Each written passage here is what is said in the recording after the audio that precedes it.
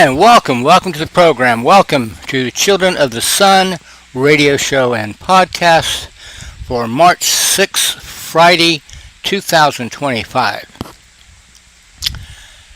We are continuing with our special project from Mike Brock's The Crisis, modeled after Thomas Paine's The American Crisis that he wrote during the American Revolution. And today we're going to be starting with the crisis number 9, talking about Don Lemon's arrest. And I realize these are not recent current events, although it isn't exactly ancient history either, is it? It's current-y, eventish. It's not news, but it's newsy. We're doing stuff that, it's important after a news event sometimes to just take a pause, wait a couple of days or a couple of weeks and reflect back on it and have a considered, thoughtful opinion about it instead of just your immediate knee-jerk reaction. So, and as I said at the outset of this special project, I'm sharing these crisis papers with you, modeled after Thomas Paine's crisis papers when he was trying to save the American Revolution, because Mike Brock is trying to, in our time, in this day and age, save the American Revolution.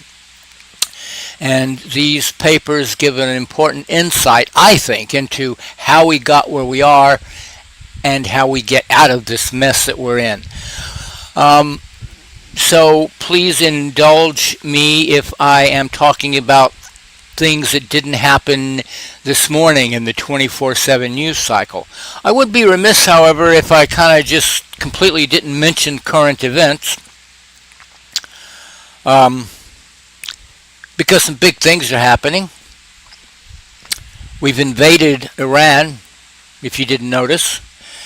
The President of the United States launched a completely illegal and unconstitutional all-out war on another country without so much as a by your leave from Congress, the only branch of the government given the power to declare war by the Constitution. And as somebody who takes a passing interest in religion and spirituality, I want to flag a news story that's come up recently about how the soldiers getting ready to go into combat in Iran are being told by their commanders that this is a holy war and will bring about Armageddon and the second coming of Christ. I'll read from the initial reporting. There was a lot of good reporting on this, but they all cite as their primary source Jonathan Larson. So he has a Substack, and I'll just share his initial reporting with you. A combat unit commander told non-commissioned officers at a briefing Monday that the Iran war is part of God's plan and that President Donald Trump was, quote, anointed by Jesus to light the signal fire in Iran to cause Armageddon and mark his return to Earth, according to a complaint by a non-commissioned officer. From Saturday morning through Monday night, more than 110 similar complaints about commanders in every branch of the military had been logged by the Military Religious Freedom Foundation. And it's not like every person in the military has even heard of this group. So 110 complaints is a really high number. The complaints came from more than 40 different units spread across at least 30 military installations. The Military Religious Freedom Fund, keeping it anonymous. Pentagon did not respond to a request for comment. One complainant identified themselves as a non-commissioned officer in a unit currently outside the Iran combat zone, but in ready support status, deployable at any time. The NCO said they were Christian and emailed on behalf of 15 troops, including at least 11 Christians, 1 Muslim, and 1 Jew. The NCO wrote that their commander, quote, urged us to tell our troops that this was all part of God's divine plan. And he specifically referenced numerous citations out of the book of Revelation referring to Armageddon and the imminent return of Jesus Christ.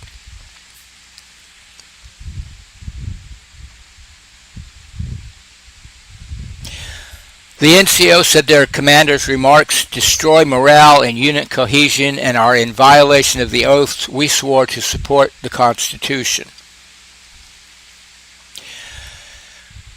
Military Religious Freedom Foundation president and founder Mikey Weinstein, a veteran of the Air Force and the Reagan White House, told me that since the U.S. and Israel attacked Iran early Saturday morning, they have been inundated with similar complaints. Quote, these calls have one damn thing in freaking common. Our MRFF clients, service members seeking aid, report the unrestricted euphoria of their commanders and command chains as to how this new biblically sanctioned war is clearly the undeniable sign of the expeditious approach of the fundamentalist Christian end times as vividly described in the New Testament book of Revelation. Many of their commanders are especially delighted with how graphic this battle will be, zeroing in on how bloody all of this must become in order to fulfill and be in 100% accordance with the fundamentalist Christian end-of-the-world eschatology.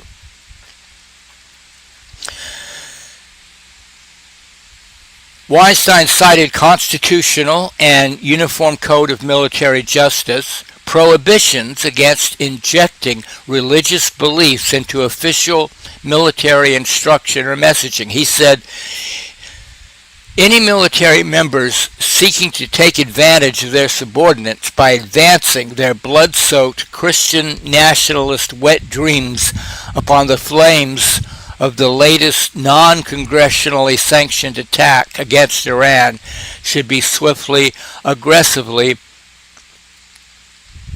and visibly prosecuted.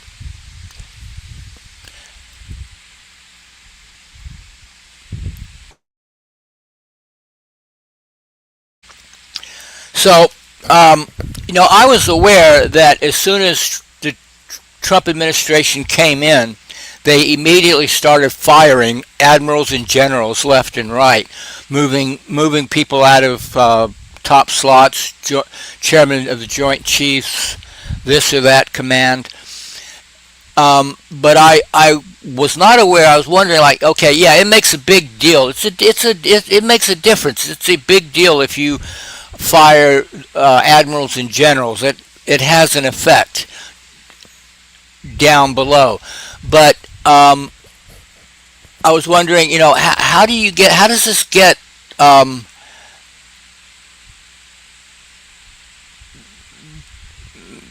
people with these beliefs down at the mid-level in charge of combat troops on the ground?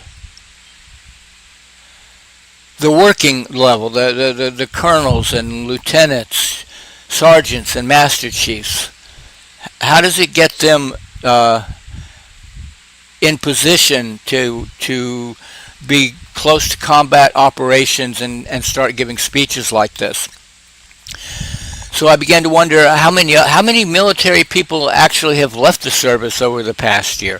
So when an admiral it's hard to find out when an admiral or a general gets fired. That's publicly available information. But if a sergeant or lieutenant junior grade leaves the service, doesn't says, well, I've had it with this, and doesn't re-enlist or opts out, which they're letting them do now, um, which was not a thing in my time, but that's how anxious Trump and Hegseth are to get their people in charge of the military. So now they can opt out. So that's not publicly available information. It's privacy concerns for a lieutenant or a sergeant who wants to leave. But it turns out that you can get overall numbers. In fact, they're bragging about the overall numbers. The Pete Hegseth, Secretary of Defense's Pentagon website, and the Secretary of Defense, not Secretary of War. That is the name of the department. The department is the Department of Defense. The cabinet position is Secretary of Defense. That is the name that it was given by Congress, so that is the legal name that it has. That name has never been changed. Pete Hegseth can call himself the Secretary of War all he wants to. That doesn't change reality. Just like Donald Trump can call the Gulf of Mexico the Gulf of the Americas all he wants to. That doesn't change the reality. And I think it's important from time to time to stick a pin, a flag marker down into the map of reality and not normalize this constant propaganda. So on the Department of Defense's Pentagon website, they are actually bragging that in 2025, more than 100,000 service members left the military. More than 100,000 left the military. And that's a lot of people. That's enough to where you could shift people around and get your people, Pete Hegseth's people, white nationalist supremacist and end times Christian fundamentalist who are gleefully engaging in war against Iran because they think that it will lead to so much bloodshed that it will force Jesus to come back in the second coming and to save us all. Okay. All right. First of all, the book of Revelations is not a prophecy. The book of Revelations was written by a man who had achieved enlightenment, and he's writing about the physical bodily process of human enlightenment.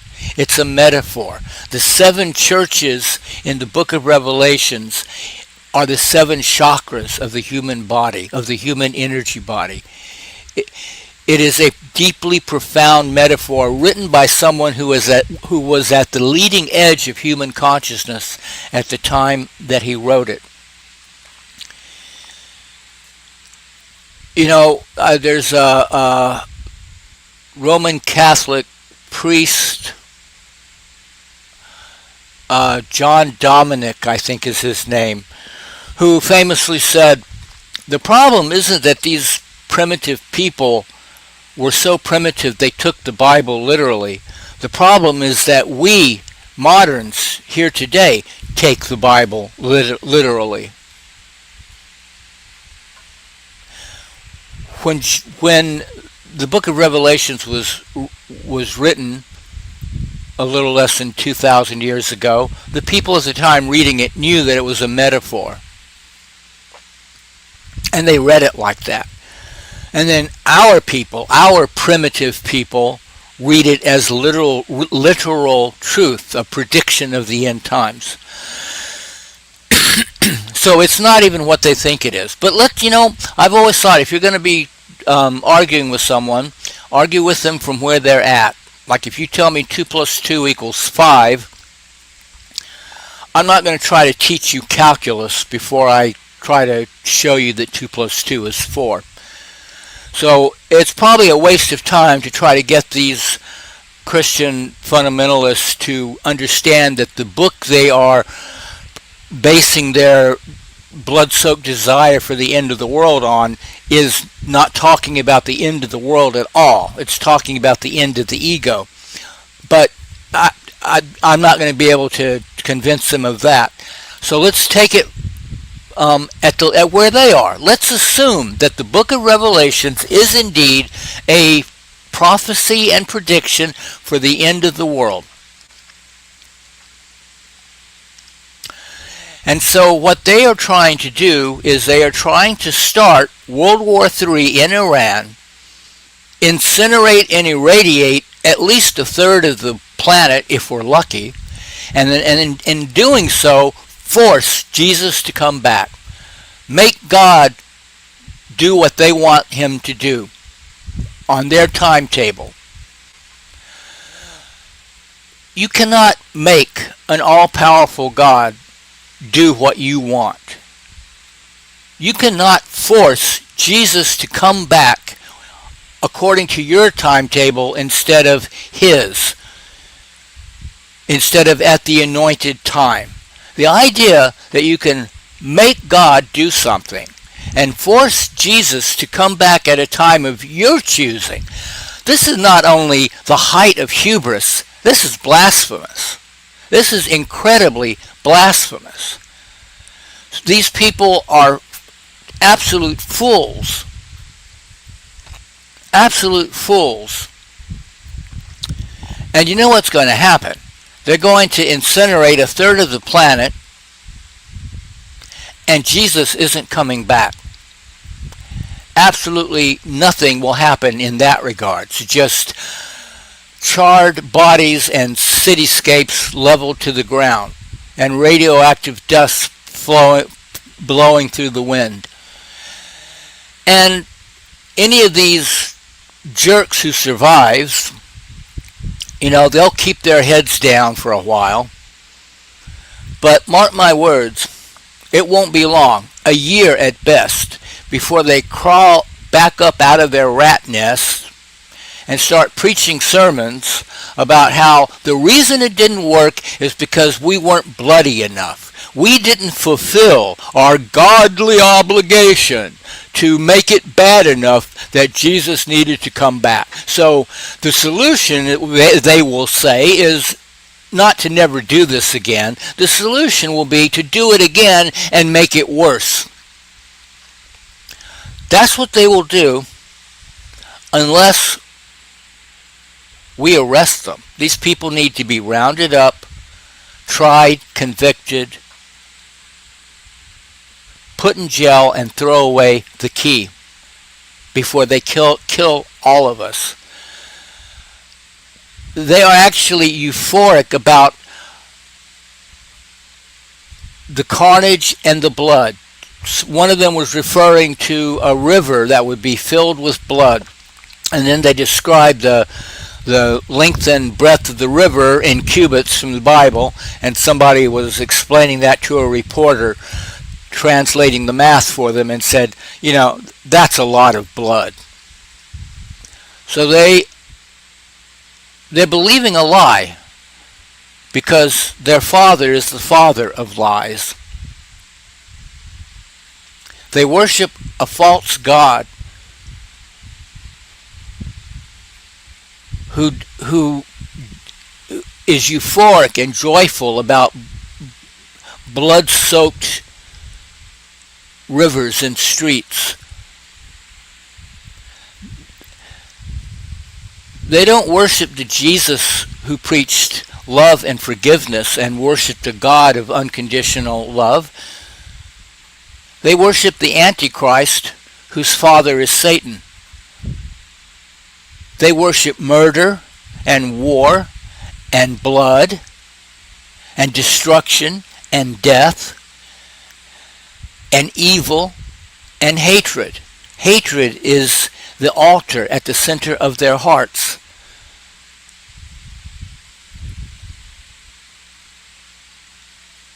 This is not Christian end times eschatology. This is the end times eschatology of the Antichrist and Satan. That is who these people worship. And they must be stopped. So that's it for the current news. And now let's move on to our analysis of the newsy news, the recent history. So this is Notes from the Crisis number 9, and this is talking about Don Lemon's arrest.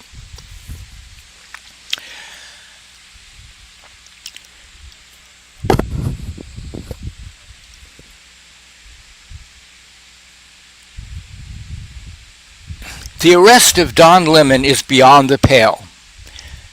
Now I'm reading from Mike Brock, the Crisis, from Notes from the Circus, his Substack.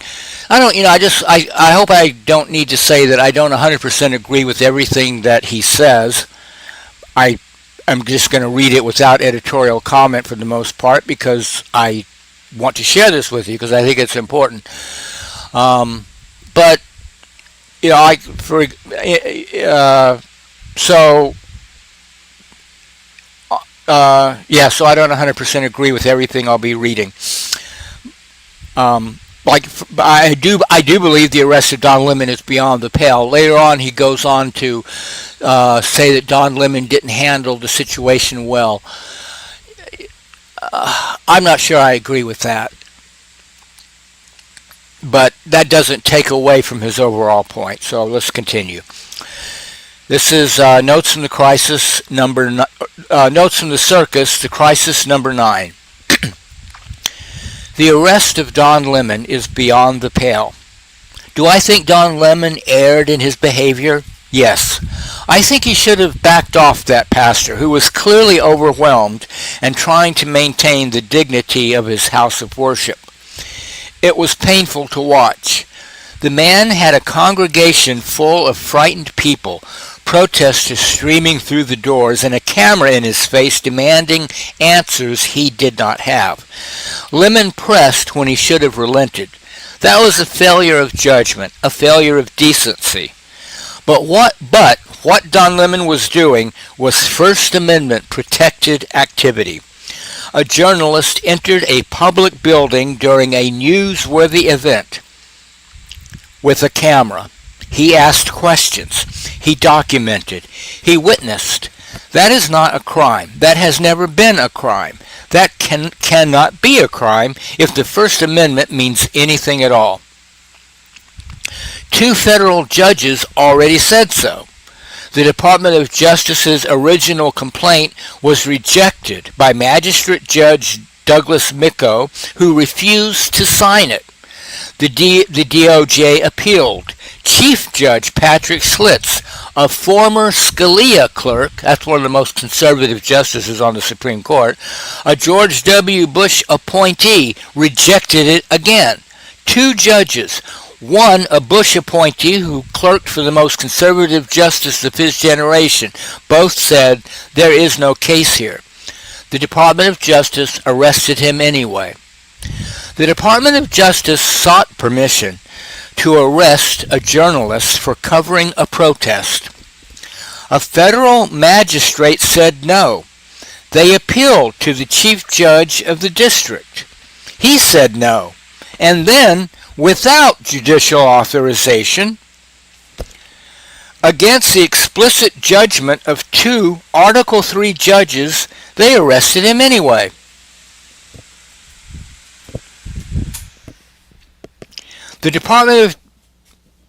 This is not law enforcement. This is the nullification of law.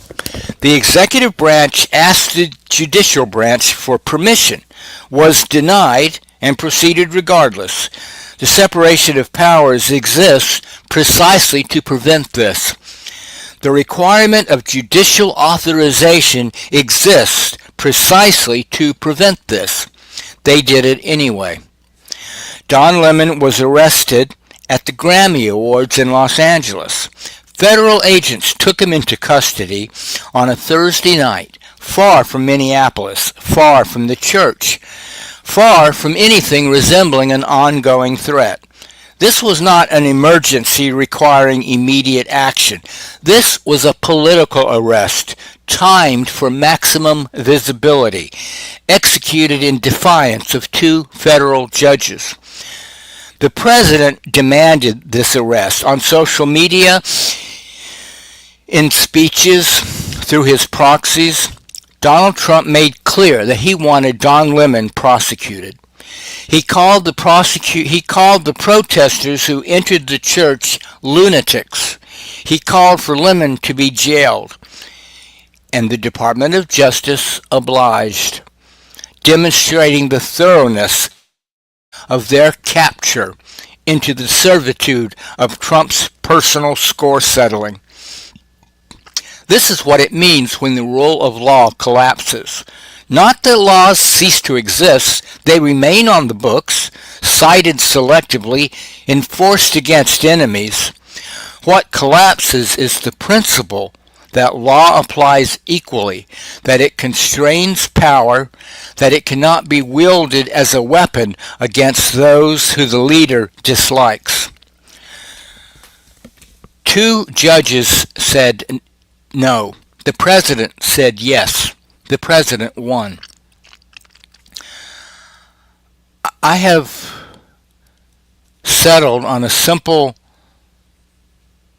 filter now for identifying those who have betrayed their oaths. Any Article 3 judge who allows this arrest to stand, who does not immediately recognize it as the constitutional violation it so obviously is, has revealed themselves, not as conservative or liberal, not as originalist or pragmatist, as someone willing to wear the robe while surrendering the role. The First Amendment is not ambiguous. Quote, Congress shall make no law abridging the freedom of speech or of the press. Close quote. A journalist with a camera at a protest is the paradigm case. This is what the amendment was written to protect. If it does not protect this, it protects nothing. Lemon's behavior can be criticized. His judgment can be questioned. His conduct toward the pastor can be called rude, aggressive, inappropriate. All of that may be true. None of it makes his presence a crime. None of it justifies federal agents taking him into custody after two judges said no. Consider what is being protected and what is being prosecuted. The agents who shot Renee Good, unnamed, uncharged. The agents who shot Alex Preddy 10 times in 5 seconds, unnamed, uncharged. The Border Patrol chief who told his men it's our fucking city, reassigned, not arrested. The officials who ordered the occupation of Minneapolis, celebrated, not investigated.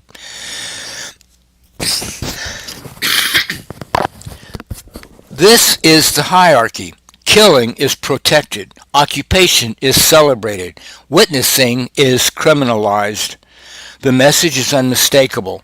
If you show up with a camera, if you document what we are doing, if you refuse to look away, you are next. The crime is not what Lemon did in that church. The crime is that he was there at all. The crime is sight. The crime is memory. The crime is the record. They are criminalizing witness. This is not hyperbole. This is the pattern. In Georgia, they seized the ballots, the physical record of how citizens voted 5 years ago. The director of national intelligence stood in the parking lot and watched the boxes loaded onto trucks. In Minneapolis, they killed the witnesses. Renee Good was shot. Alex Preddy documented the protest, marched in the streets, refused to look away. He was shot 10 times. In Los Angeles, they arrested the journalist. Don Lemon had a camera. He asked questions. He recorded. Now he is in federal custody. Seize the record. Kill the witnesses. Arrest the journalists. The through line is clear. They are eliminating the evidence of what they are doing. They are making it dangerous to see, to document, to remember. The criminalization of witness is the final step before the record disappears entirely. There will be those who say Lemon deserved this, that he was not a real journalist, that he crossed a line, that entering the church made him a participant, not an observer. Megyn Kelly has already made this argument. Journalists, quote, journalists don't get a pass when breaking the law just because they have a mic, close quote. But two federal judges, including a Scalia clerk, already determined that Lemon did not break the law. The judicial branch performed its function. It reviewed the evidence. It applied the law. It said no crime here. Kelly's argument is not a legal argument. It is a permission structure. It is the language that allows people to accept the arrest of a journalist by pretending he was not really a journalist, that his conduct was not really protected, that the law was not really violated. The law was violated by the people who arrested him. I do not particularly admire Don Lemon. I found his conduct in that church difficult to watch. I think he failed a basic test of human decency when he pressed a pastor who was clearly in distress. I am not writing this because I am a fan of Don Lemon. I am writing this because the arrest of a journalist, after two federal judges refused to authorize it at the demand of the president, is the end of the First Amendment as a functioning protection. If this stands, it stands for nothing. If this is permitted, anything is permitted. The question is not whether you like Don Lemon. The question is whether you want to live in a country where the president can order the arrest of journalists who cover protests against him, and the Department of Justice will comply even when judges say no. That is the country we now live in. That is what happened last night.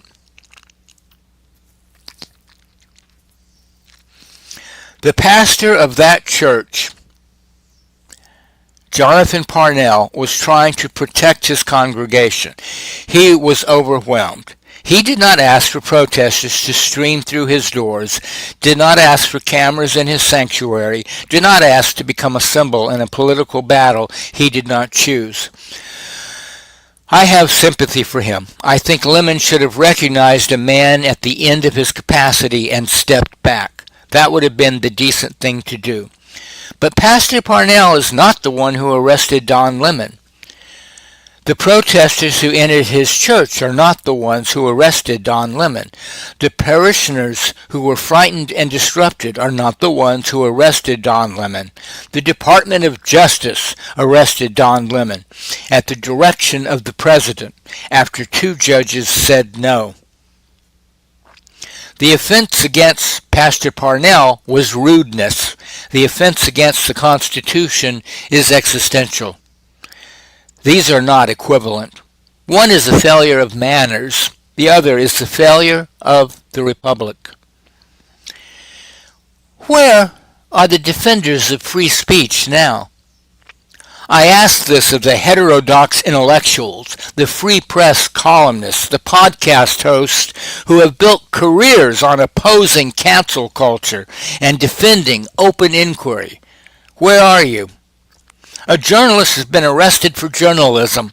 Two judges said the arrest was not justified. The president demanded it anyway.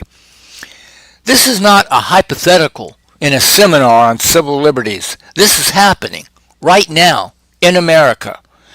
Barry Weiss, who has a pivotal role at CBS News and $150 million from Friends of the Regime, where is your statement?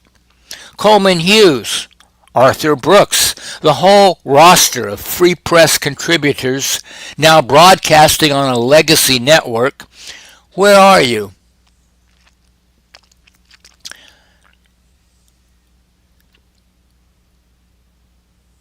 Oh, by the way, just as an aside, did you know that in 2025 in the United States of America, Guess how many protests against the Trump administration there were? Actual people out in the streets protest. More than 40,000. 40,000. More than 40,000 protests against Trump. Americans hitting the streets took place in 2025. Did you know that? Did you have any idea it was that many? The reason you don't know it is because the legacy media isn't covering it. Because that is the intention of the constant threats, bullying, intimidation, lawsuits, etc., etc., etc., of the Trump administration. They are suppressing the news so that you will think you're the only one. You're not. You are not alone. You are in the majority. Seek out the news. You can still find information, but you have to work a little bit harder at it now than you used to. Okay, back to the broadcast. This is the test. Not whether you defend speech you agree with, but whether you defend speech the regime wants to criminalize. Not whether you stand up for your friends, but whether you stand up for the principle when the principle protects your enemies. I am watching. We are all watching. The silence is being recorded. The crisis is deepening, and we approach the moment of serious decisions for the regime and for everyone else. Minneapolis is occupied. 2 citizens are dead. The ballots have been seized in Georgia. Alberta separatists are being courted with $500 billion offers. And now a journalist is in federal custody for the crime of witnessing. Each step builds on the last. Each violation enables the next. The occupation required dehumanizing the targets. The killings required normalizing the occupation. The ballot seizure required establishing that law serves power. The arrest of Lemon requires accepting that journalism is a crime when it documents what power does. This is not a slippery slope. We are not sliding, we are falling, and the ground is coming up fast. I began these pamphlets 5 days ago after Alex Preddy was shot in the street for trying to help a woman being pepper sprayed. I did not know then how far this would go. I did not know that a second citizen would be killed, that ballots would be seized, that the administration would court Canadian separatists, that a journalist would be arrested after 2 judges said no. I now know. The regime is testing the limits.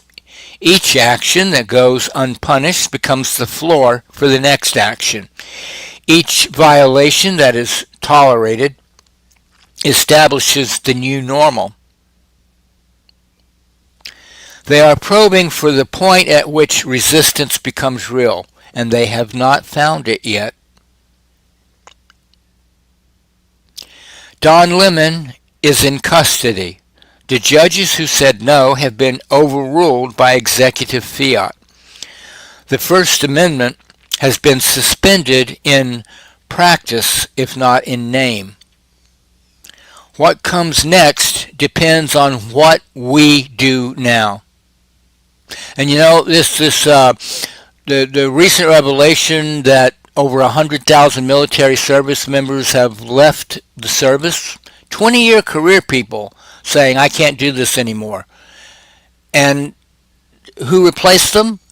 Who are they shuffling around to put in all the positions of authority, from the top echelons of admirals and generals to the working middle of colonels and captains and sergeants and master sergeants and chiefs and master chiefs? The people who believe in white nationalism and the fundamentalist end times eschatology. These people will have no problem complying with presidential orders to invade an American city and kill Americans in the streets. The military is not going to save us. Secretary of War and Donald Trump have suborned the military. They have corrupted the military. The only thing that's going to save us is the largest, most powerful institution in this country, which is the institution of the citizen, us, we the people. We are the only ones who can stop this. Hitting the streets, boycott, general strike. That's what it's going to take. And it's going to happen. It's only a matter of time. You might want to look towards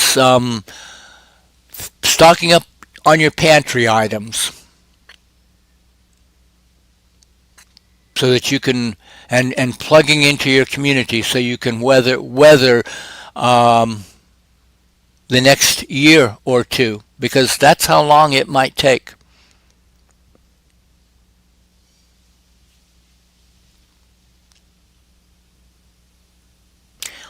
What comes next depends on what we do now.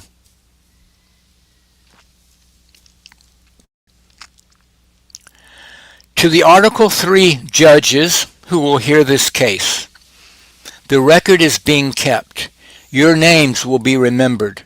Your decisions will be documented. You will be asked someday to explain what you did when the executive branch arrested a journalist after your colleagues said no. Choose carefully.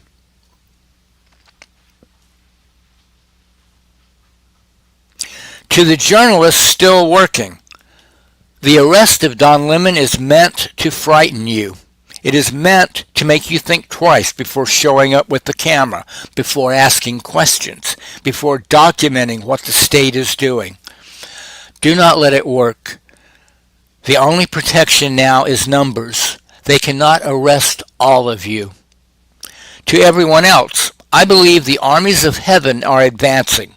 I believe this regime will fall. The gravitational field of reality always wins. The question is not whether, it is when and at what cost. Every day this continues, the cost rises. Every journalist arrested, every witness killed, every family shattered by the occupation, every norm destroyed, every institution hollowed out, every line crossed. These are not the cost of defeat, they are the cost of victory delayed. The revolution of conscience is coming. The moment of mass awareness approaches.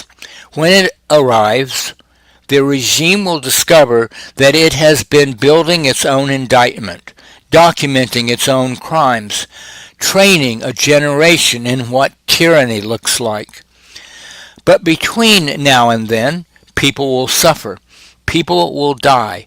The bill is being written in blood and fear and broken families. Our task is not to prevent the inevitable victory. It is to hasten it, to shorten the night, to reduce the cost. That is why I write these pamphlets. That is why journalists must keep showing up with cameras. That is why judges must keep saying no. That is why citizens must keep standing in the cold. Not because we might lose, because every day we fight, we save something. Every day we bear witness, we shorten the darkness. Every day we refuse to look away, we bring the dawn closer. The criminalization of witness is the act of a regime that knows it is being seen. They would not arrest journalists if they were confident in their legitimacy. They would not seize ballots if they believed they had won fairly. They would not occupy cities if they trusted the consent of the governed. They are afraid. They should be. The record is being kept. The names are being written down. The costs are being counted. And when this is over, we will remember.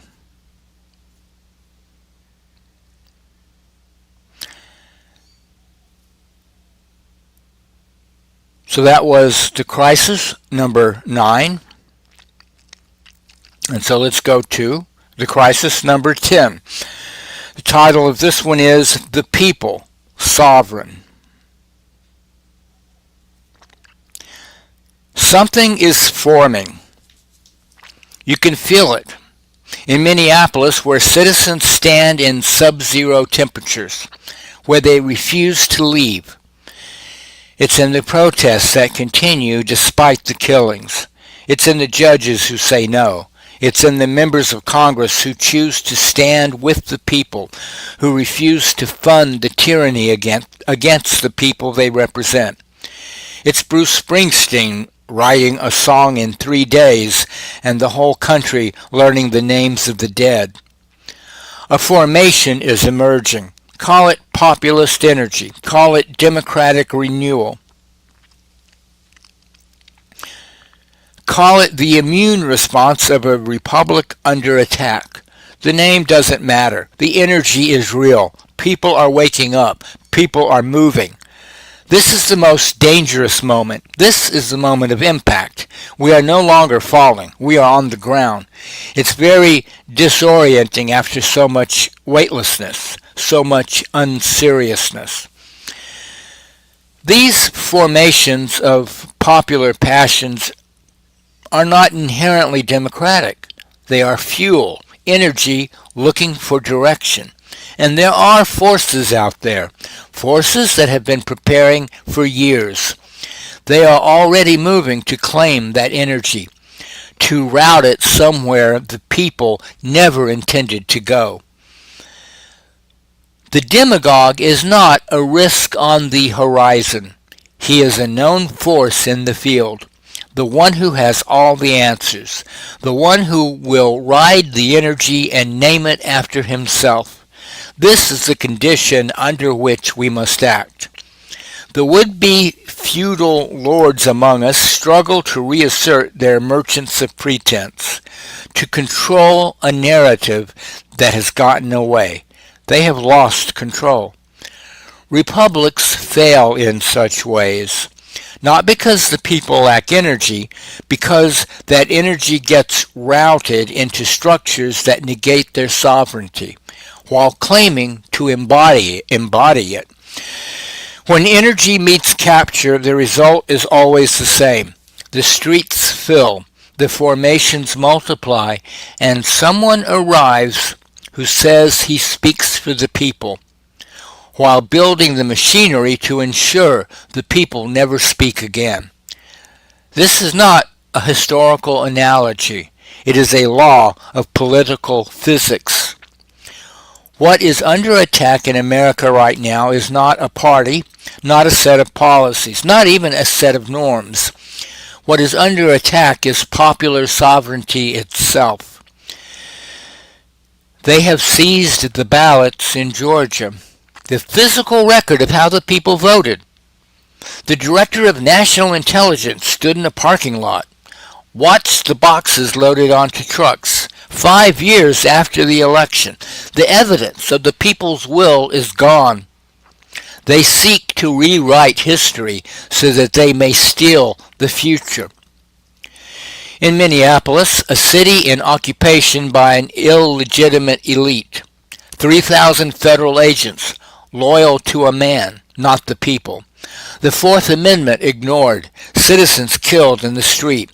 The people of Minneapolis elected officials who set certain policies. The federal government sent an army to override those choices. And a bullet in the face or in the back is what's in store if you don't kneel. In Los Angeles, the journalist is in custody. 2 judges said no crime had been committed. Not 1, 2. The executive arrested him anyway because the president wanted it, because the president said so on social media and his Department of Justice obliged. The people's right to witness what is done in their name has been criminalized. You cannot see, you cannot know, you cannot govern. The record seized, the governance overridden, the witnesses blinded. Every action negating the same principle. The people rule here. The people rule here. One ideology says the people are obsolete, sovereignty for sale, democracy a problem to be optimized.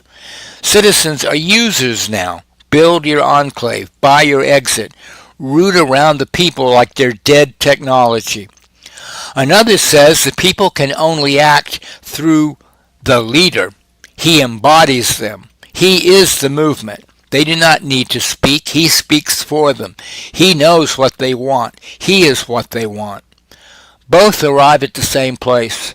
The people do not rule. They stole his name. The free press, built on oligarch money, staffed by intellectuals who provide vocabulary for domination, calls itself by the legacy of Thomas Paine. Paine wrote to liberate. They write to obscure. But the theft reveals the stakes. They know the principle they must negate. They know that if the people remember they are sovereign, the entire project collapses.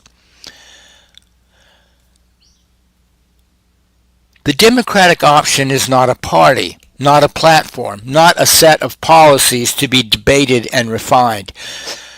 The Democratic option is the reassertion of the principle the people are sovereign. The ballots are sacred. Seizing them is desecration. The cities belong to the people who live in them. Occupying them is conquest. The witnesses are protected. Arresting them is blinding. The leader serves. He does not embody. He does not transcend. He executes the will of the people as expressed through constitutional processes. Or he is a tyrant, whatever he calls himself.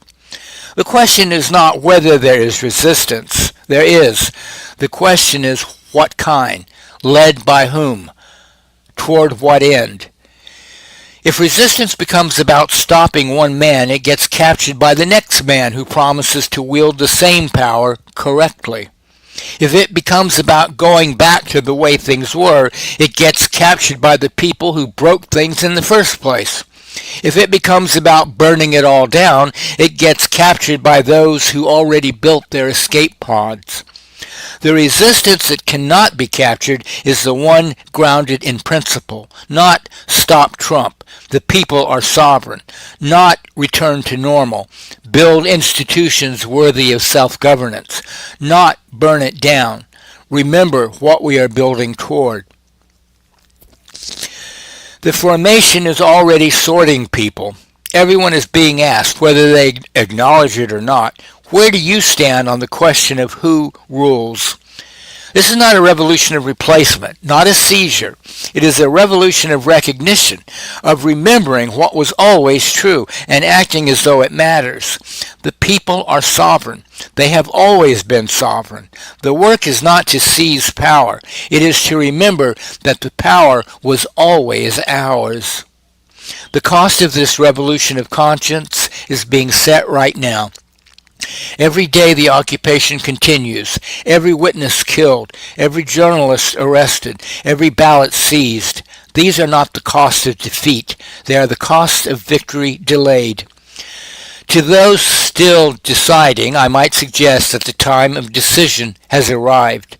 These forces will pull you into history, whether or not you want to float downstream. These forces are now bigger than any one person. This is a revolution. It is already too late for many of us. Some have insisted on prostration, including some people I care about, sadly. We are not the only sovereign people. The people are sovereign in Hong Kong and in Minneapolis, in Tehran and in Atlanta. The women killed for showing their hair. The students disappeared for their faith. The voters whose ballots are stolen before they can be counted. They are our brethren in the game of life. We do not claim to lead them. We claim kinship. They have seen this longer than we have. We are only now learning to recognize what they have long known. 3 weeks ago, Renee Good was shot through her windshield. She was 37 years old. 8 days ago, Alex Preddy was shot 10 times in 5 seconds. He was an ICU nurse at the VA hospital. His phone was in his hand. He was documenting. He was 37 years old. And I noticed, as a lot of people did, Renee Good was killed. She was 37. Alex Preddy was killed. He was 37. And I don't know, I just had this feeling like that's kind of Christ-like. But I know that Christ died when he was 33. But then I remembered that they don't really have the exact dates, and I wondered if there was some recent scholarship on it. So I looked it up. I Googled it. And you know what? Recent scholarship now says that the most likely age that Jesus was when he was crucified was 37.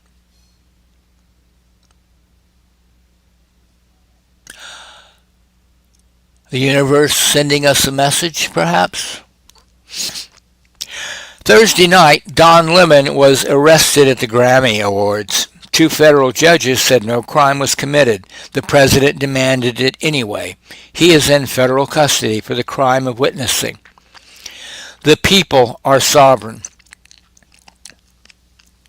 These are the times that try men's souls, and the soul of man has gone forth. Now we take a step.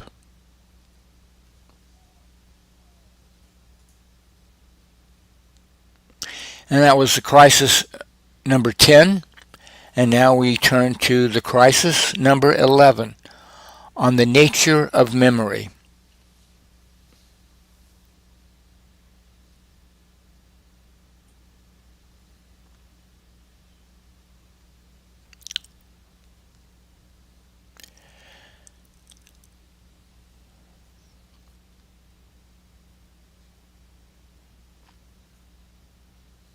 Something is forming in the streets, in the courtrooms, in the state legislatures that have begun to say no.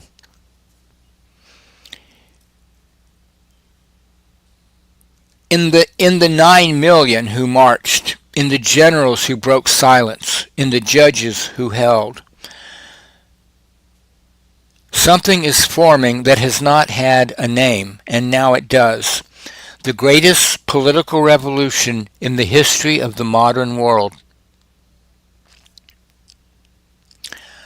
I do not use the word lightly. I've spent 10 papers building toward it. The principle is established. The people are sovereign. The enemy is named. Those who would concentrate sovereignty in the hands of the few. The conspiracy is documented. Seize the record, override the governance, blind the witnesses. Now, the revolution takes its step, and now the danger begins. Every revolution in history has faced the same mortal threat.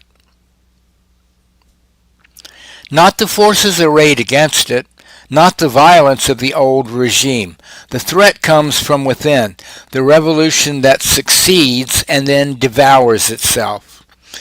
The French Revolution proclaimed the rights of man. Within 4 years, the Committee of Public Safety was executing thousands in the name of those rights. The blade that freed the citizen consumed the citizen, and when it was over, a general rode the exhaustion into an empire, and the republic was dead.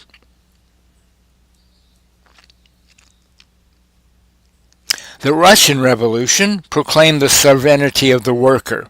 Within a decade, the party had replaced the Tsar, the Gulag had replaced the prison, and the sovereignty of the worker meant the worker did as he was told. The revolution ate its children, as revolutions do.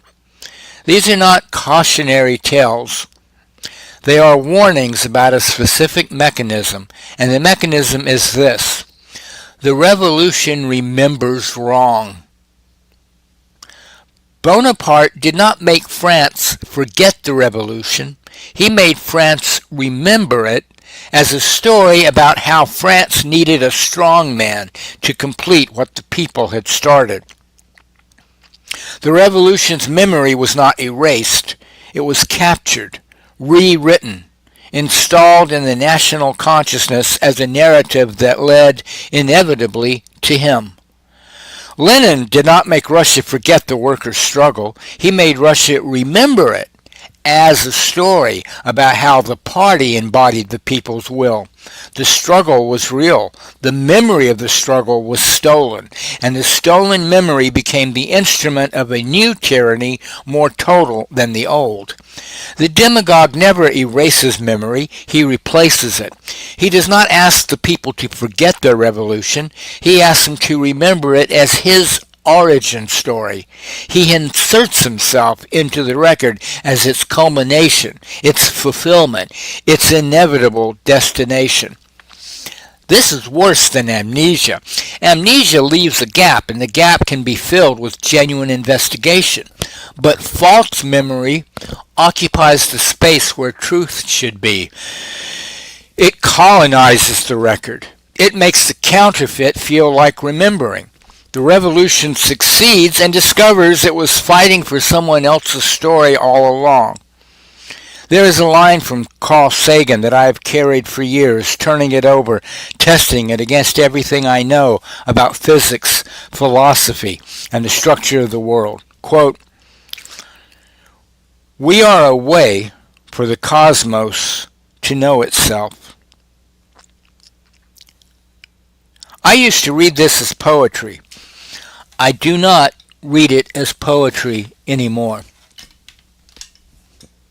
If the universe is structured such that it can only know itself through embedded, finite, bounded perspectives, through beings like us, standing in particular places at particular times, seeing from where we stand, then certain things follow that are not poetic at all.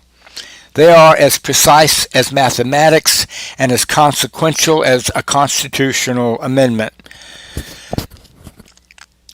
It follows that memory is not what consciousness does. Memory is what the universe is. The accumulated record of everything that has been witnessed, tested, lived. Every configuration of how beings have organized themselves. What worked, what failed, what sustained, what collapsed. It is all held. Nothing is lost from the record. The universe does not forget. It follows that the act of witnessing, of standing somewhere and seeing what happens, is not a secondary activity, not a luxury, not a privilege to be granted or revoked by those in power. Witnessing is how the universe maintains its own memory. It is the most fundamental act there is. And it follows, this is the part that matters for what is happening right now in this country, in this winter, that an attack on memory is not merely a political crime. It is an assault on the structure of reality itself. Look at what they are doing, not with the eyes of a partisan, with the eyes of someone who understands what memory is.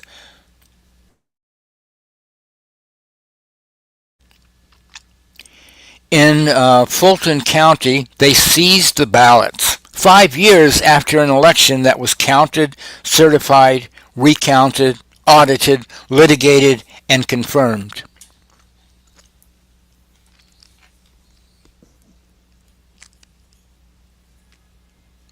They loaded the boxes onto trucks while the Director of National Intelligence watched from the parking lot. They are not investigating fraud. There was no fraud. They are seizing the record. They are taking possession of the physical evidence that the people chose, and the people's choice was not him. At CBS, Barry Weiss is building a machine to replace genuine memory with fabricated memory. Not to suppress the truth, that would leave a visible gap.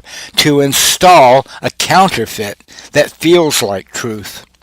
To make the viewer unable to distinguish between what happened and what was constructed. When truth and lies are presented as equivalent perspectives, the record corrupts. The universe's memory of what actually occurred becomes unreliable. In Los Angeles, they arrested Don Lemon. 2 federal judges refused to authorize it. The president demanded it anyway because Lemon was there, because he was seeing, because witnessing is how memory forms. And if you criminalize the witness, you prevent the memory from forming at all. You don't suppress the story. You amputate the universe's capacity to know what happened from that point. Seize the record, corrupt the record, prevent new memory from forming. This is a coherent program. It has a name. It is an assault on memory itself. The network state ideologues, the Srinivasan disciples, the Teal Fellows, the men I described in Crisis Number 2, they made a specific philosophical error, and the error is now legible. They believe you can exit the record, that the accumulated memory of how human beings have organized themselves, the tested patterns, the failures, the hard-won knowledge about what sustains and what collapses can be discarded, that you can start fresh, build from scratch, that sovereignty is a product you can purchase and configure to taste. You cannot exit the universe's memory.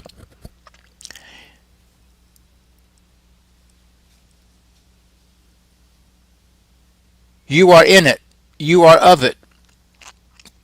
The record of every civilization that tried concentrated power and collapsed, every democracy that held, and every democracy that fell, every experiment in human coordination across 10,000 years, that record exists. It is the structure of reality. It is what the universe knows about itself through us.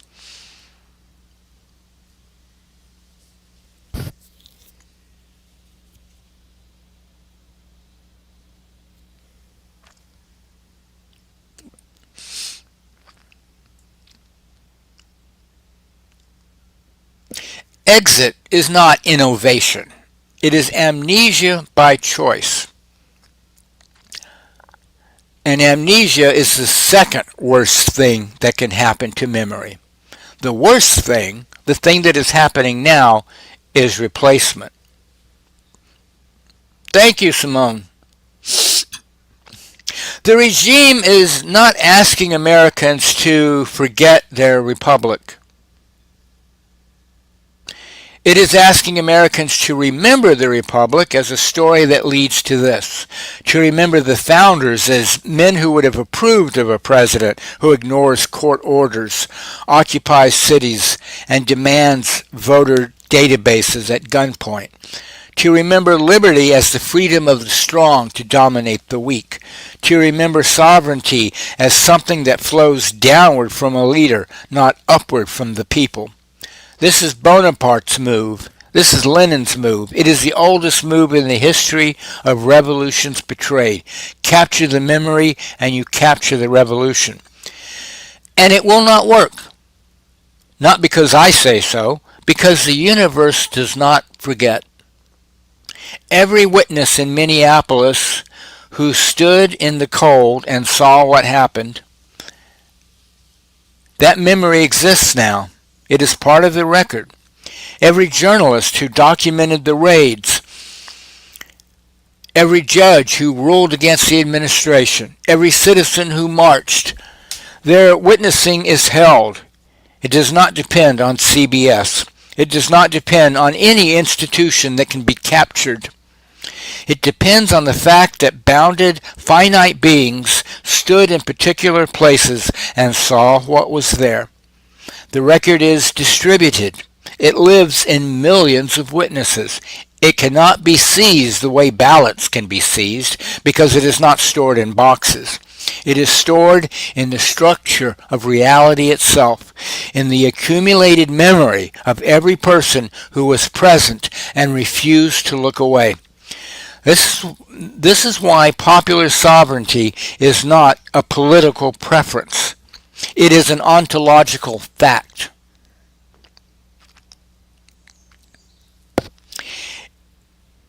If the universe can only know itself through distributed, bounded perspectives, through the irreducible plurality of beings who see from where they stand, then any system that concentrates perspective into a single point of view is not merely unjust, it is structurally incoherent.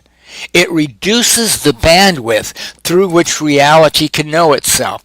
It makes the universe stupider. Democracy is not a compromise with human limitation. It is the form of governance that corresponds to the actual structure of knowledge. No single perspective, no matter how intelligent, how powerful, how well resourced, can see everything. The view from nowhere does not exist. The God's eye perspective is not available to embedded beings. It is not available to anyone. The technocrats who claim to see more clearly than the people, the rationalists, the effective altruists, the founders who believe their pattern recognition entitles them to rule, they are making a claim about the structure of reality that reality does not support. They are asserting a view from nowhere, and the view from nowhere is a lie. Popular sovereignty is not a gift from the powerful to the weak.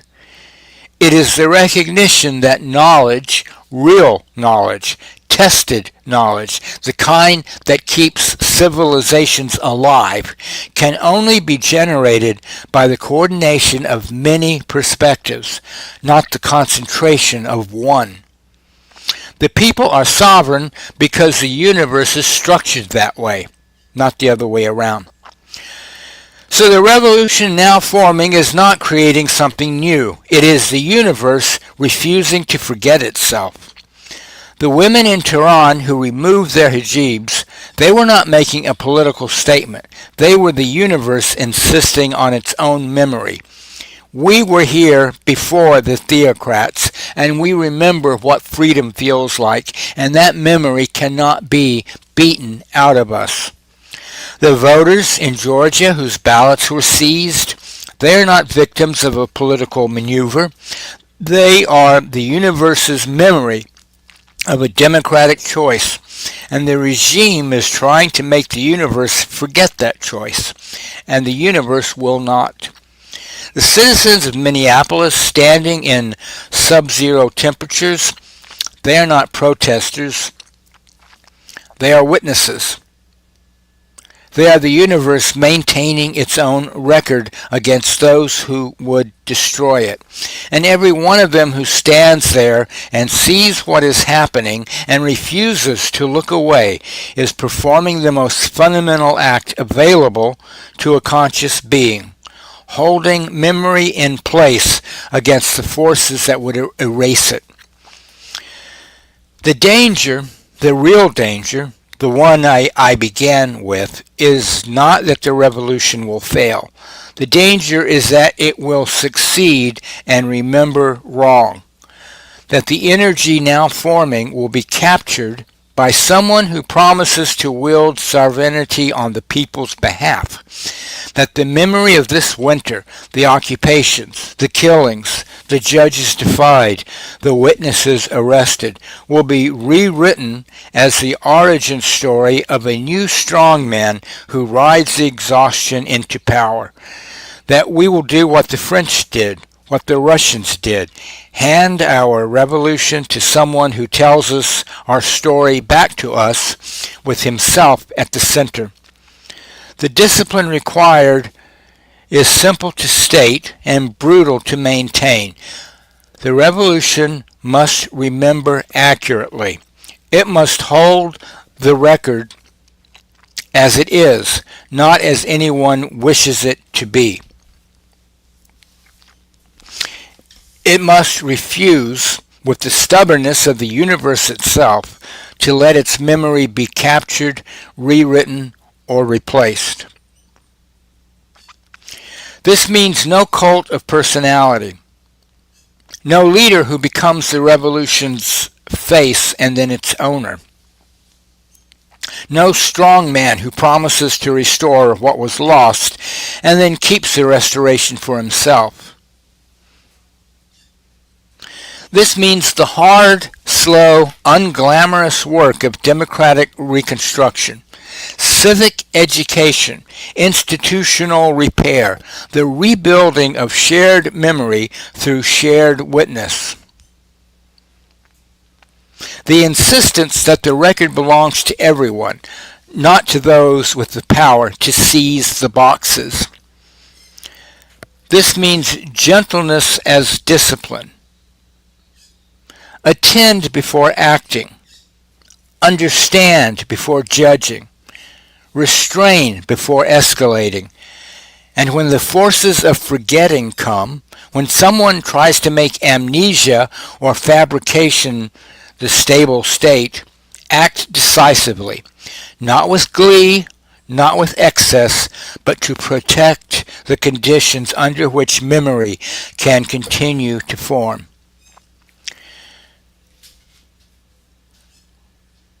We are a way for the cosmos to know itself, not as metaphor, not as poetry, as the deepest truth I have encountered about the structure of reality. You, standing wherever you are standing, seeing whatever you are seeing, are a point where the universe holds its own memory. You are irreplaceable in the literal sense. No one else stands where you stand, sees what you see, holds the record you hold. Your witnessing is not optional. It is constitutive. Without you, there is a gap in the universe's knowledge of itself that nothing else can fill.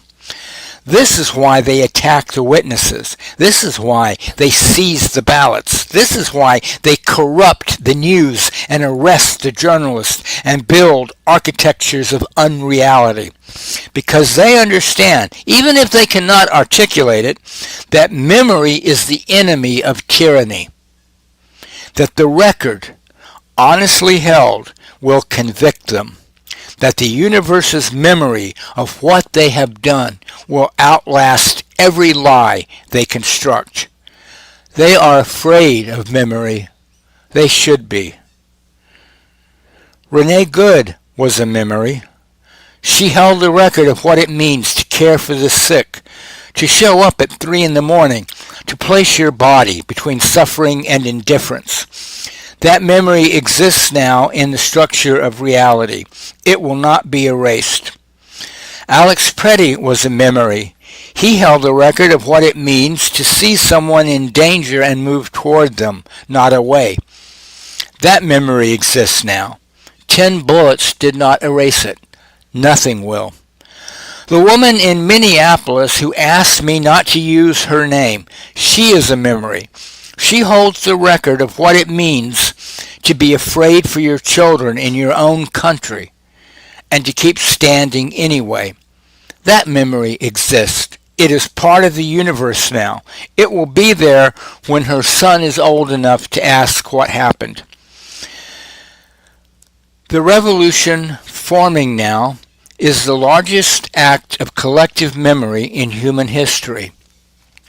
9 million people in the streets, 50 million watching, witnesses beyond counting, holding the record from every angle, every position, every bounded and irreplaceable point of view. The regime cannot seize this. There are not enough trucks. The task is to remember accurately, to hold the record as it is, to refuse the demagogue who offers to remember for us, to do the slow work of democratic reconstruction, not because it is glamorous, but because it is how memory sustains itself across time. Memory is what consciousness does. Memory is what the universe is, and we are its keepers. These are the times that try men's souls. The summer soldier will forget. The sunshine patriot will let the record be rewritten. But those who remember, who hold the truth of what they witnessed, who refuse to let the story be stolen, who insist that the universe's memory of this winter remain intact, they are performing an act more fundamental than politics. They are keeping the universe's knowledge of itself alive. A republic, if you can remember it. Let us remember.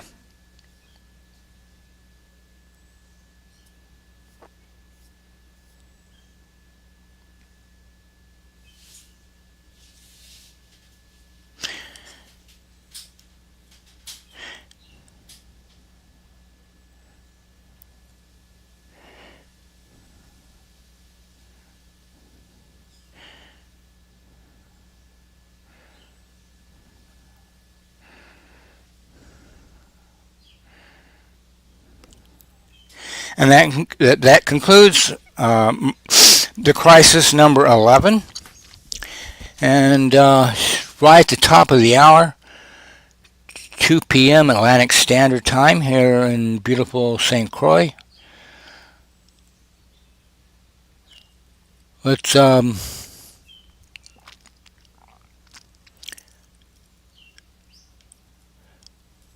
take a short break.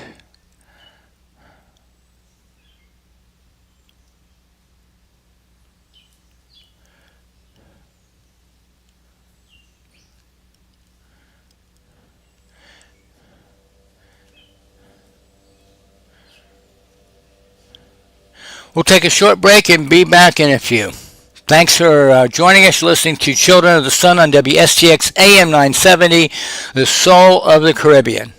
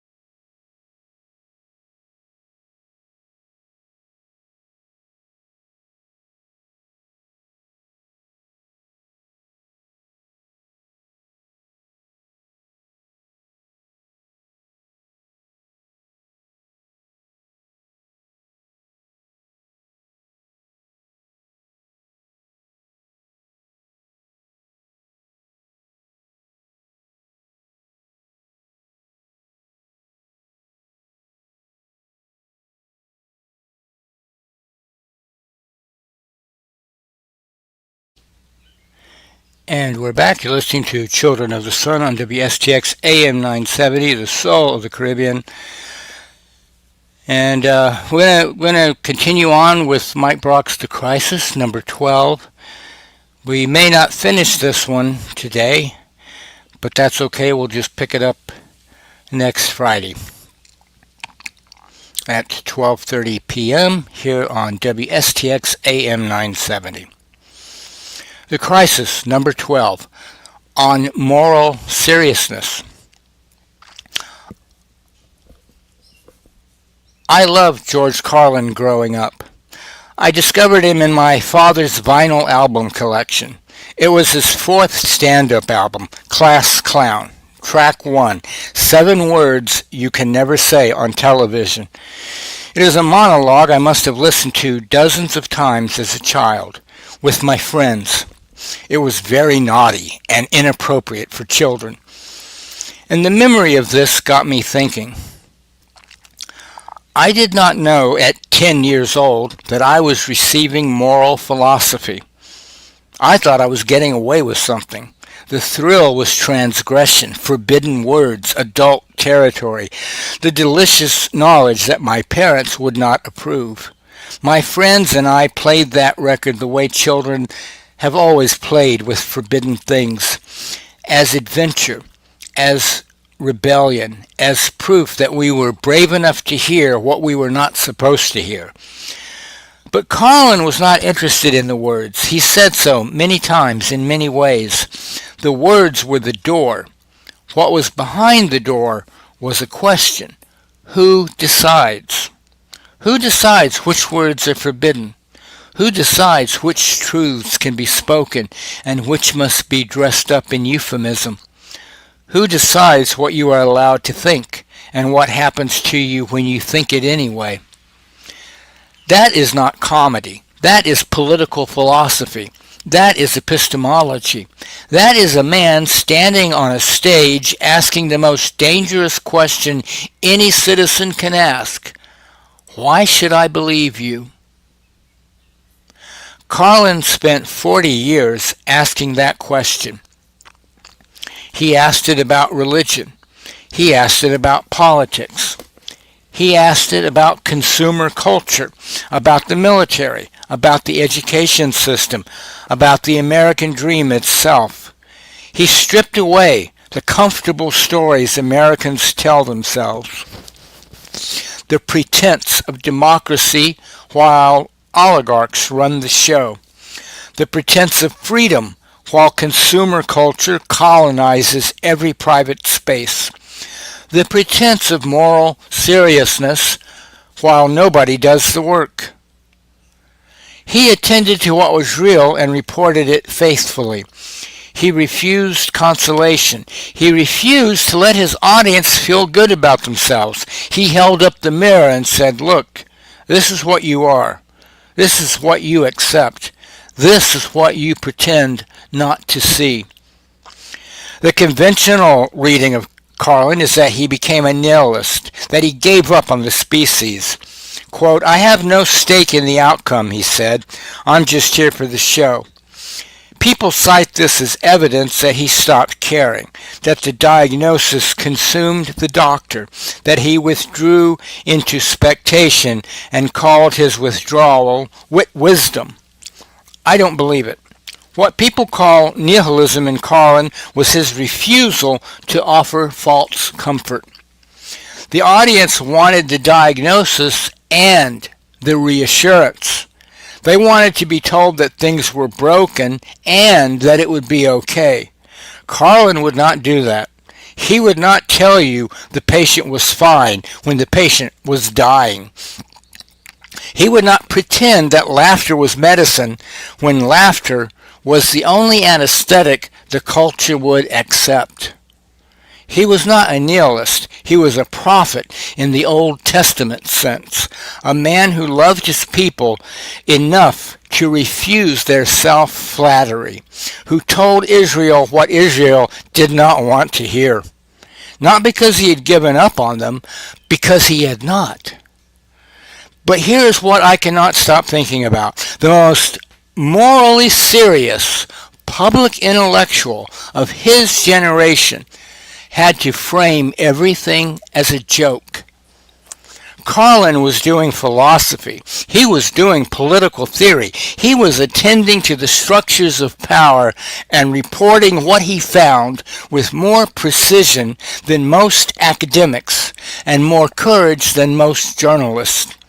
And the only way American culture could metabolize it was as entertainment. You had to buy a ticket. There was a 2-drink minimum.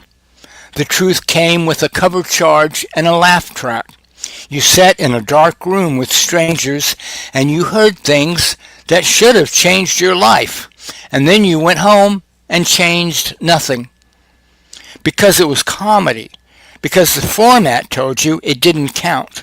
Because the stage and the microphone and the timing of the punchlines all said, this is not real. This is a show. You are the audience. You are not required to act. The court jester is allowed to speak truth to power precisely because the jester's role guarantees that truth is received as performance rather than demand. The king laughs. The courtiers laugh. Everyone agrees the fool is very clever. The kingdom does not change. This is what happened to Carlin. Not that he gave up, that we neutralized him. American culture developed a mechanism for receiving moral seriousness without letting it change anything. The truth gets spoken and diffused in the same gesture. The prophet speaks and the congregation applauds and everyone goes home, and the temple remains as corrupt as it was before he opened his mouth. Carlin was not the only one caught in this trap. He was the most gifted, but the trap is everywhere. Punditry is the same mechanism, an industry of hot takes and analysis that lets people feel informed without being obligated. You read the thread, you share the article, you know what's happening. Knowing becomes a substitute for doing. The information enters and produces not action, but the feeling of action, the sense that you have participated, that you are engaged, that you are one of the people who understands. Social media is the most efficient version yet. You feel the moral emotion. You express it publicly. You are seen expressing it. Others validate the expression. The emotion was real. Nothing happened. I wrote in Crisis Number 4 about the Fifth Column podcast and its function as a permission structure. I called it a machine for generating reasons not to act. I want to return to that now because I understand it better than I did in January. The fifth column is the Carlin trap run in reverse. Carlin held the mirror up and the audience neutralized the reflection by calling it comedy. The fifth column holds the mirror up and the host neutralized the reflection by calling it nuance. The mechanism is different. The result is identical. Nobody acts.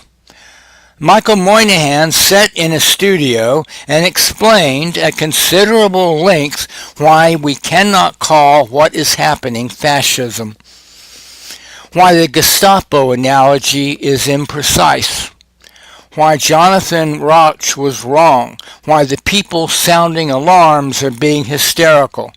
He was concerned, genuinely concerned, I believe, about the hypothetical future violence that might result from people taking the comparison too seriously. The actual bodies were less concerning than the theoretical bodies. The violence of the state right now was less alarming than the violence of those who might resist it. I called this a tale.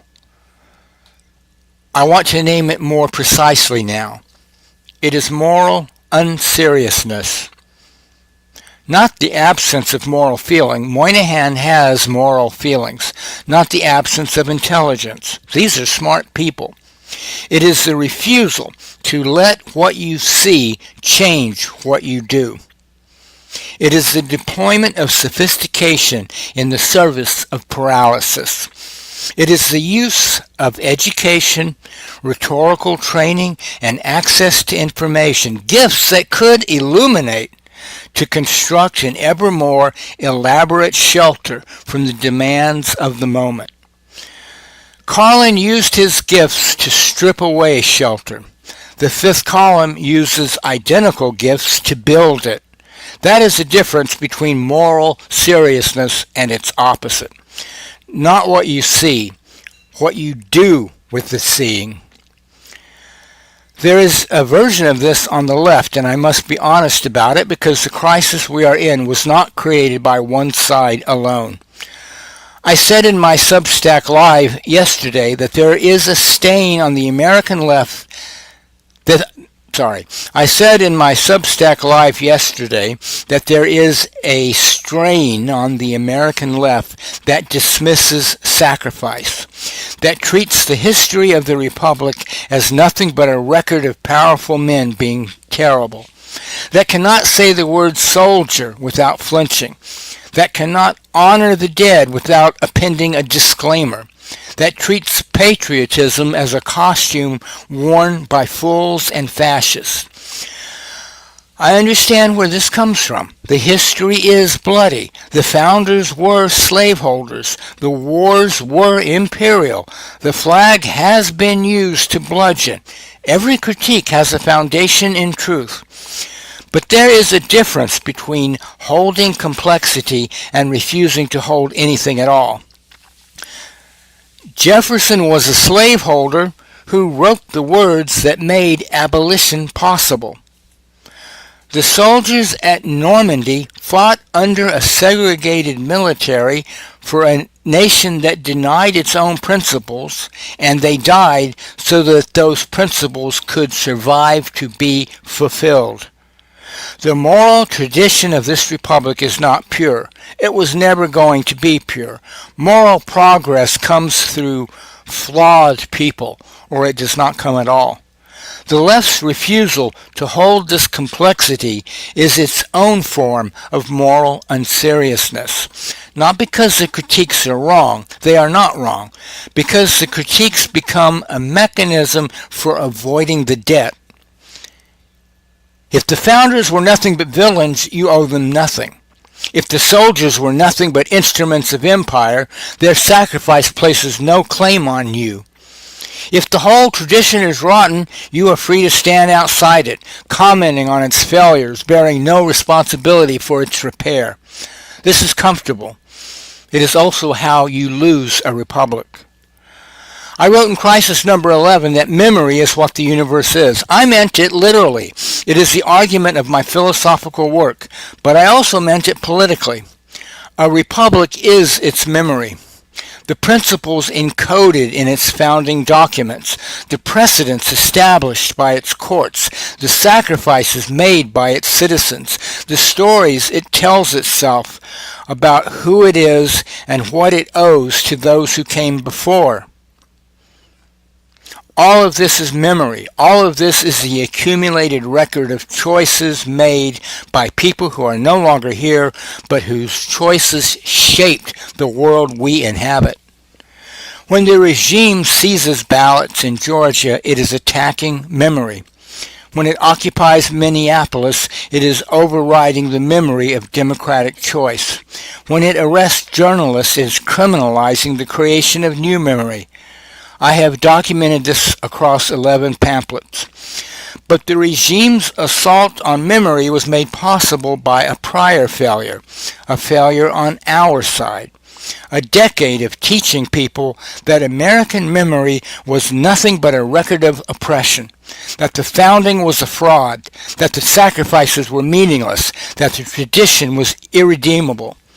You cannot defend what you have been taught to despise. You cannot fight for what you have been told was never worth having. The left's moral unseriousness. Its performance of critique without commitment to repair systematically dismantled the memory structures that would have inoculated the Republic against exactly this kind of assault. The regime did not have to destroy the Republic's memory. The opposition had already done much of the work. Let me be precise about what I mean by moral seriousness, because I do not mean severity. I do not mean grimness. I do not mean the pose of concern that replaces actual concern. Carlin was morally serious and he was funny. These are not intention. The laughter was a byproduct of precision, of seeing clearly and describing what you see without flinching. The funniest moments in Carlin are the moments of sharpest sight. The audience laughs because it recognizes truth, and recognition is delightful even when the truth is terrible. Moral seriousness is not a mood, it is a practice. It is the quality of attention you bring to what is in front of you. It is attending before acting, understanding before judging. It is the willingness to let what you see change what you do, to accept the demands that reality places on you, even when those demands are costly.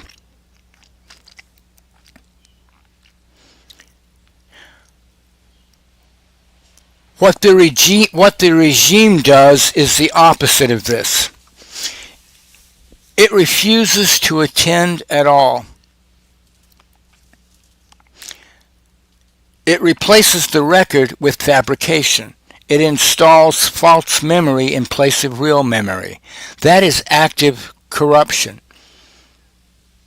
The deliberate destruction of the attractor landscape, to use the language of my philosophical work. What the performative left does is a subtler opposite. It attends selectively. It sees the parts of the record that confirm its narrative and refuses to see the rest. It performs moral positions without inhabiting them. It signals without attending. It condemns without understanding. It invokes justice without accepting cost. What the fifth column does is subtler still. It attends brilliantly, sees everything, understands everything, and then deploys that understanding in the service of inaction. The seminar that replaces action, the taxonomy that replaces witness, the sophistication that becomes the shelter. Three flavors of the same refusal, three ways of not being serious. And they feed each other. The left's unseriousness creates the opening. The regime's unseriousness fills it. The commentariat's unseriousness provides the soundtrack. The reasonable voices explaining why alarm is premature while the building burns.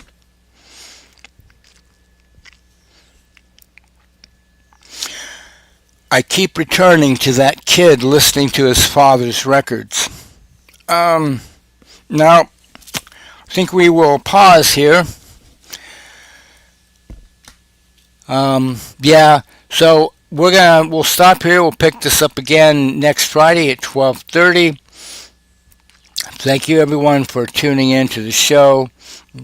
Remember to get out this weekend and get yourself out into nature. Get your feet in the sand. Get by a tree, heal and cleanse your energy body. Love you all. Thank you for the comments. Brother.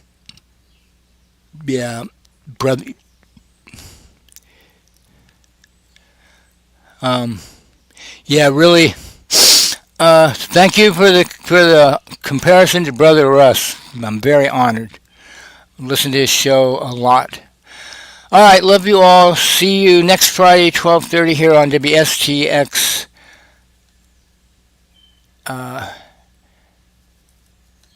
AM 970. Let's get some music on to exit with.